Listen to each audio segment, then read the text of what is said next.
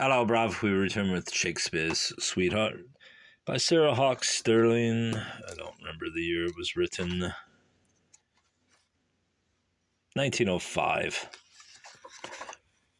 Turn with chapter 2, as you shall see.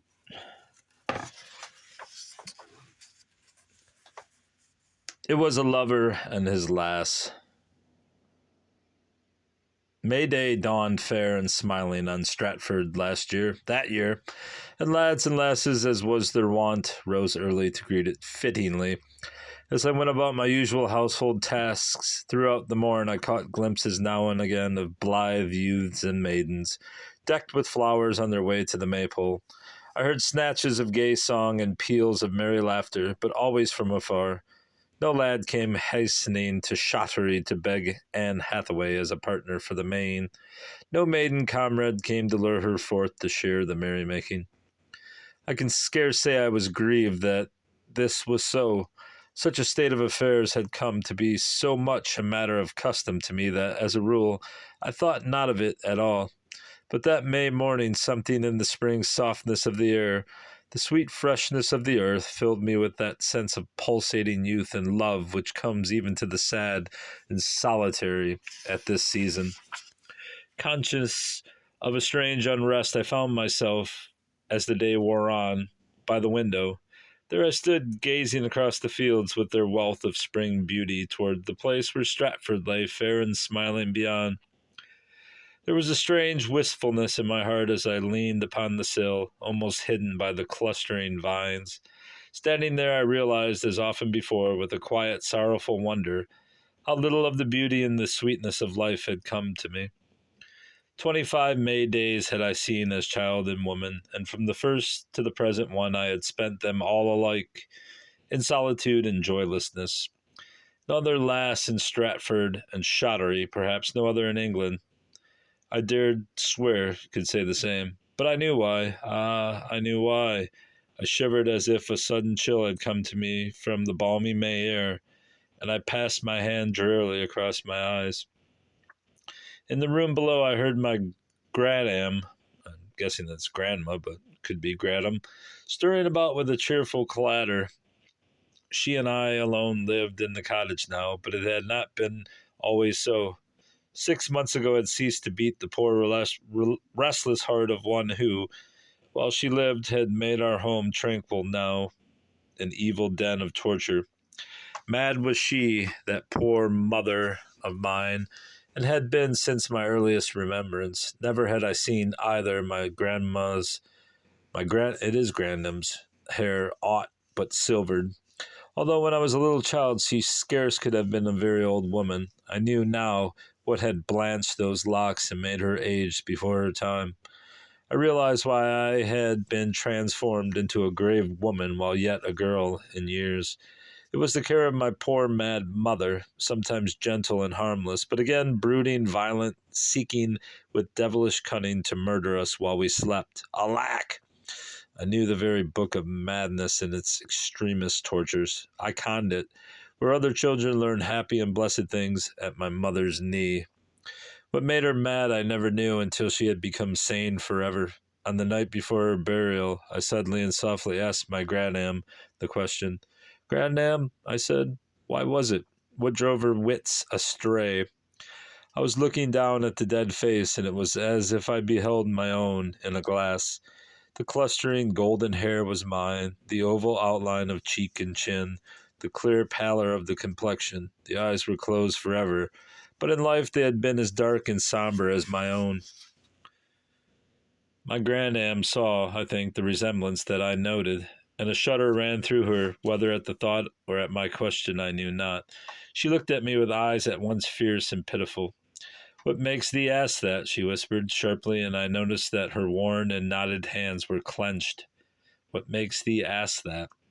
Sooth, I myself knew not what sudden impulse had prompted the inquiry.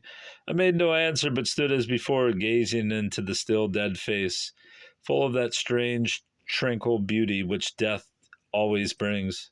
Suddenly I was aware that my grandam was gazing at that calm countenance too, but not quietly as I was doing. Another moment, and a great sob broke the stillness.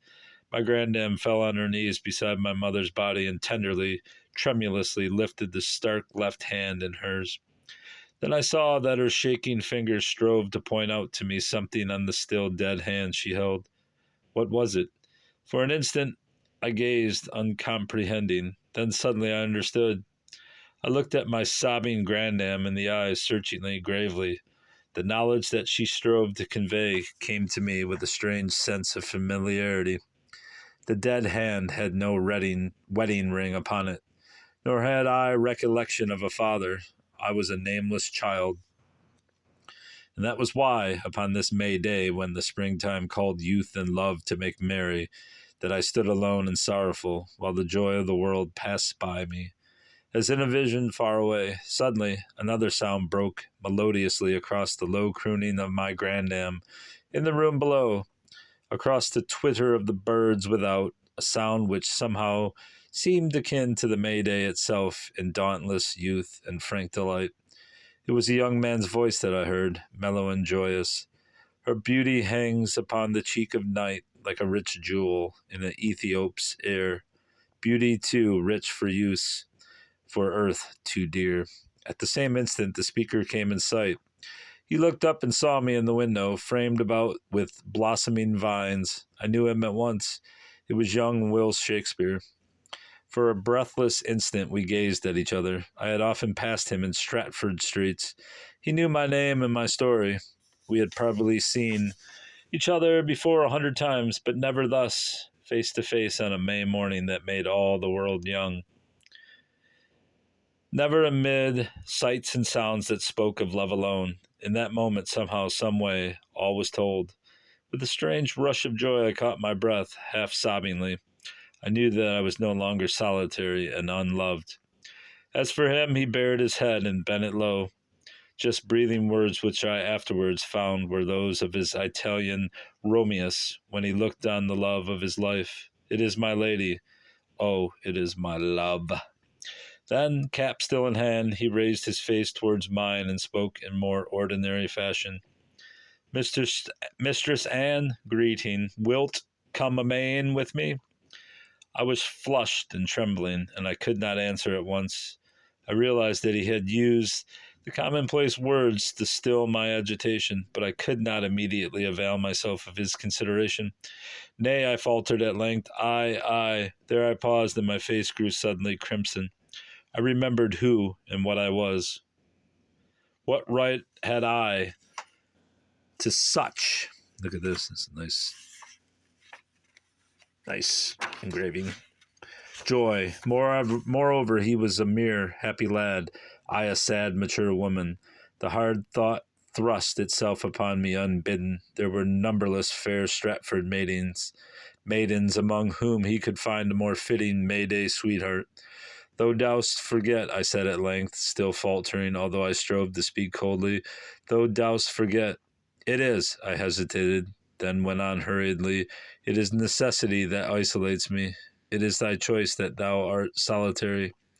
He must have known my meaning at once, for my story was familiar in Stratford, but he replied instantly. Sweet Mistress Anne, he said, and his voice was, if possible, a shade more courteous than before. Believe me, thou art the only lass that I desire to go a-maying with me. If thou dost refuse me, I will go solitary still. There was that in his manner which suggested more than his words, which told me that he wished my company for a much longer period than a spring day, and that if I did not yield, his loneliness would be for all his life. I hesitated, my mind in a whirl. Impetuously he leaped the gate, clambered up the trellis, and over which the vines grew, and brought his face at last on a level with mine own. Anne, he breathed in tones so silver-sweet as to melt the hardest woman's heart. Dear Mistress Anne, surely thou dost know, surely dost understand that what need of words, and yet, oh, Anne, dearest, stand not silent there, with the color flaming into thy ear, fair face, thy dear fair face. I am envious of the very vines that screen thee. Say but 3 words sweet, and make Will Shakespeare happy for evermore. And then we lost our page. In the midst of his impetuous pleading, there came to me the recollection of my thoughts a half hour since, the memory of the mad presence that had haunted my childhood and girlhood, the vision of my poor mother's ringless hand. I turned from the window. He reached forward and laid his hand on mine. As it rested upon the sill, the touch was light but insistent, imperative. Thou dost forget, I whispered again, falteringly looking at him with pleading eyes. Thou dost forget. There is a shadow on my life. Oh, haste thee from me, lest it fall likewise on thee. His lips rested on my hand for an instant. "Ay, sweetheart," he said, and I could never tell half the tenderness that spoke in his voice. "Ay, I do forget it, as thou too shalt forget. I will give thee a key to release thee from thy prison of gloom and sorrow, a key of 3 parts. 'Tis I love thee, Nan. Say it, sweetheart, sweetheart. Say only now I love thee. Then come with me from out the shadows into sunlight forevermore." All right, bruv. That's all. Goodbye.